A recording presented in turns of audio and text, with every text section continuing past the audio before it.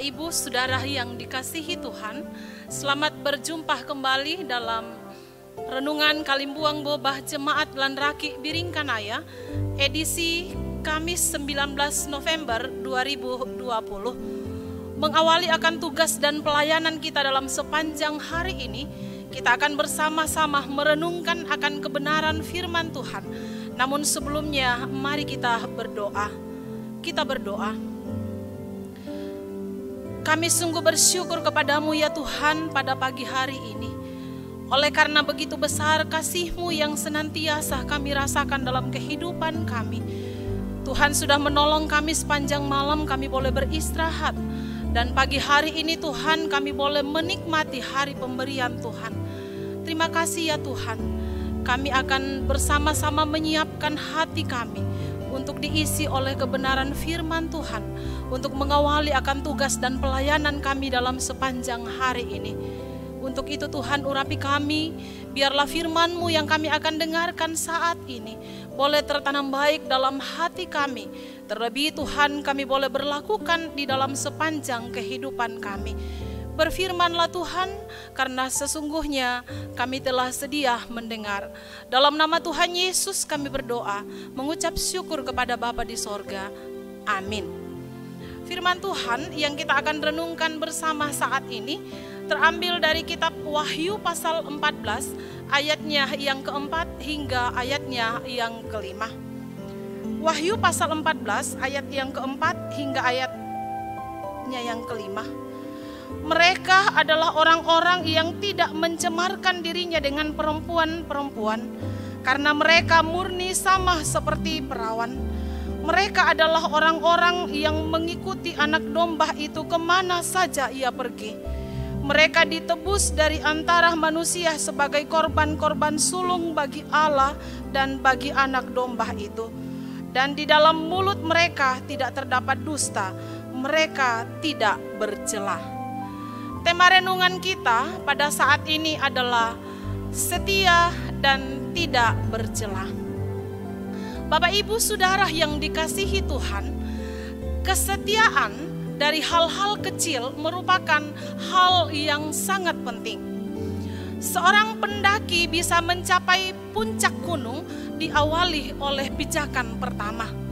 Seorang pelari mampu mencapai garis finish dan menjadi juara bermula dari langkah awal yang baik.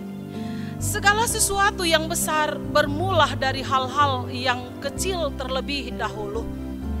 Bapak, Ibu, Saudara yang dikasihi Tuhan, jika kita tetap setia dalam perkara kecil, maka Tuhan akan memberikan kita perkara yang besar. Saudara yang dikasihi Tuhan, ada sebuah kisah yang betul-betul memberi inspirasi bagi saya secara pribadi pada saat KTB bersama dengan murid-murid saya. Kisahnya seperti ini. Tony bekerja di toko sepeda, sepulang sekolah untuk membantu keluarganya. Suatu saat ada seorang bapak yang mengantarkan sepeda anaknya untuk diperbaiki. Selain memperbaikinya, Tony juga membersihkan sepeda tersebut hingga bersih dan mengkilap. Teman-temannya menertawakan apa yang dikerjakan oleh Tony. Keesokan harinya ketika pemilik sepeda mengambil sepedanya, ia kemudian menawarkan Tony untuk bekerja di perusahaannya. Bapak, Ibu, Saudara yang dikasihi Tuhan, kisah ini mau mengajarkan kepada kita untuk setia dalam perkara kecil, bertanggung jawab dalam pekerjaan yang dipercayakan, dan ketika bagian itu sudah kita kerjakan, maka kita akan mendapatkan buah dari kesetiaan kita. Pada kedatangannya kelak yang kedua kalinya, Kristus sebagai mempelai pria untuk menyambut mempelai wanita. Anak-anak Tuhan atau gerejanya adalah calon mempelainya, yang layak menjadi mempelai-mempelainya, atau mereka yang hidupnya benar dan tidak bercela. Kesetiaan dalam menanti kedatangan Tuhan Yesus adalah hal yang mutlak bagi setiap orang percaya. Walaupun dalam menjalaninya banyak pergumulan, Tetapi yakinlah bahwa Tuhan akan selalu bersama kita. Dia akan selalu mengiringi kehidupan kita. Kata setia bisa diartikan sebagai tetap mengikuti Yesus, tidak berubah, dan tetap taat pada firman Tuhan. Mari kita memperhatikan kehidupan kita, Bapak Ibu Saudara yang dikasihi Tuhan. Terkadang dalam menjalani kehidupan ini ada banyak pergumulan hidup yang akan mengakibatkan iman kita menjadi goncang. Tetapi percayalah bahwa ketika kita setia, maka kita akan menjadi orang-orang pemenang. Setia juga dapat dipercaya, dapat diandalkan, dan sebagainya. Ciri-ciri orang setia adalah yang pertama, perkataannya dipercayai, memegang teguh janjinya, sebab ia melakukan apa yang dikatakan. Terkadang dalam kehidupan kita tidak memiliki kesetiaan. Apa yang kita katakan tidak sesuai dengan yang kita lakukan. Yang kedua adalah setia dalam pelayanan dan pekerjaan. Dalam kitab Kolose pasal 3 ayatnya yang ke-23. Apapun yang kamu perbuat, perbuatlah dengan segenap hatimu, seperti untuk Tuhan dan bukan untuk manusia. Apa yang kita kerjakan adalah sebuah pelayanan. Mari lakukan itu dengan setia. Yang ketiga, orang yang setia adalah orang yang mempertahankan cara hidup yang benar. Sebagai umat yang telah ditebus oleh darah anak domba Allah, kita harus setia mengikutinya kemana saja ia pergi. Seperti Rut yang setia mengikuti Naomi mertuanya dan berkata, sebab kemana engkau pergi, ke situ jugalah aku pergi. Dan di mana engkau bermalam, di situ jugalah aku bermalam. Bangsamulah bangsaku dan Allahmulah Allahku. Rut pasal 1 ayatnya yang ke-16. Begitulah seharusnya kita setia mengiring Kristus sampai akhir hidup kita. Sebagai mempelainya kita harus juga selalu menjaga kekudusan dan senantiasa bersekutu dengan Dia, menyatukan hati, jiwa, dan roh. Seperti Yesus yang selalu intim dengan Bapa dan memisahkan diri dari segala kesibukan untuk memandang wajahnya dan mendengar suaranya. Markus pasal 1 ayatnya yang ke-35. Pagi-pagi benar, waktu hari masih gelap, ia bangun dan pergi keluar. Ia pergi ke tempat yang sunyi dan berdoa di sana. Bapak Ibu Saudara yang dikasihi oleh Tuhan, ini adalah hal yang paling penting. Membangun komunikasi dengan Tuhan adalah hal yang paling utama. Sesibuk apapun, tidak ada alasan untuk tidak bersekutu dan membangun komunikasi dengan Tuhan.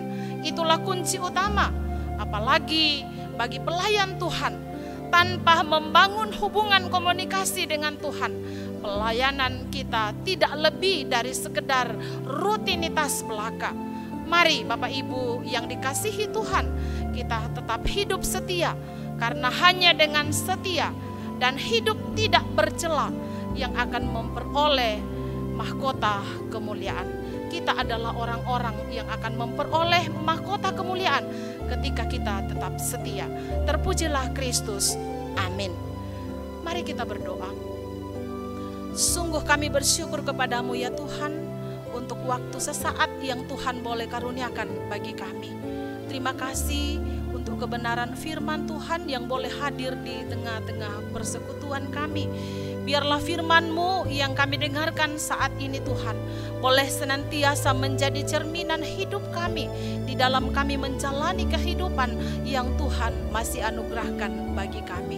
Bapa di sorga, saat ini ya Tuhan, kami berdoa kiranya Tuhan tetap memberkati kami di dalam kami mengangkat setiap tugas dan pelayanan kami dalam sepanjang hari ini.